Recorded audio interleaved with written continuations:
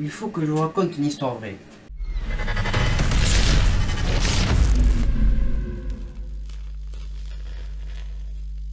C'était dans les années 90, à l'époque, j'étais souvent chez une copine, dont les parents n'étaient que très rarement là.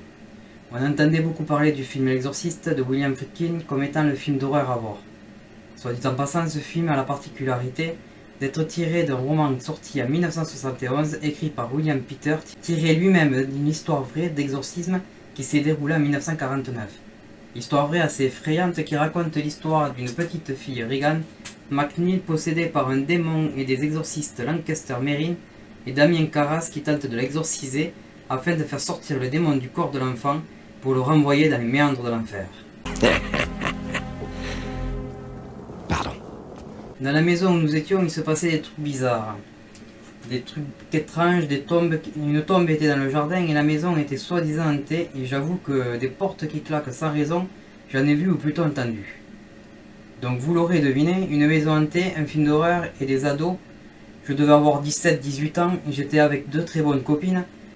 Elles décident de regarder L'Exorciste. Nous voilà donc devant un film d'horreur, une copine de chaque côté, et c'est parti pour les premières scènes censées faire peur.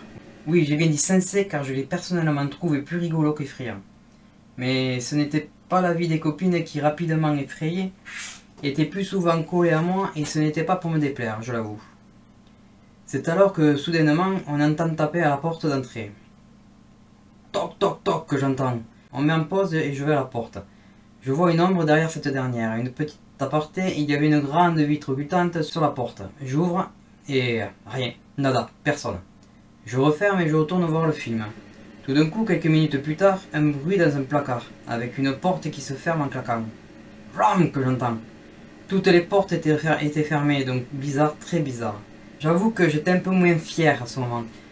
Mais comme à l'adolescence on veut impressionner les copines, je fais mine de rien et je joue même de ces événements en leur faisant peur. Bon, on continue à regarder le film et on retape à la porte. On met en pause, je retourne voir et pareil que la première fois. Une ombre, et quand j'ouvre, personne. Je referme, je me retourne et je les vois toutes les deux dans l'escalier avec une arme, chacune. Enfin, une arme. C'était un balai ou un truc du genre, peut-être même une pelle pour ramasser les déchets. Je me dis à ce moment, prochain coup, c'est moi qui prends un balai. On a eu droit à ça plusieurs fois et c'est toujours inexpliqué. Alors je sais qu'une maison ça travaille, mais je crois aux fantômes et j'ai envie d'y croire.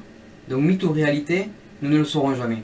Le film touche à sa fin, elle toute retournée, moi très déçu du film mais assez content de ma soirée. Nous nous sommes endormis et... bye.